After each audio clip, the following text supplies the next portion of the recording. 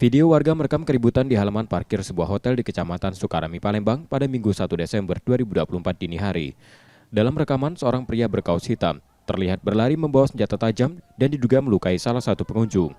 Keributan kemudian meluas disertai beberapa letusan senjata api. Para pengunjung yang hendak pulang panik dan terpaksa kembali ke dalam ruangan. Penyebab keributan antar pengunjung ini masih belum diketahui. Akibat kejadian ini, seorang pengunjung Leo mengalami luka tembak dan dilarikan ke rumah sakit. Luka kenapa tu? Kena tujak apa kena kapak tu? Tak tahu juga nak aku kena tujak, kena kapak, kena tembak. Oh. Pokoknya lalu lima kok, berusiko belakang dua di tangan sekok. tangan tu kena apa? Kena kapak Jadinya di mana tu kak? Di DA nah. Oh di DA Keluarga korban melaporkan kejadian ini ke Sentra Pelayanan Kepolisian Terpadu Polrestabes Palembang dan kasus ini tengah diselidiki Satreskrim Polrestabes Palembang. Yudi Kiswanto, Kompas TV, Palembang, Sumatera Selatan.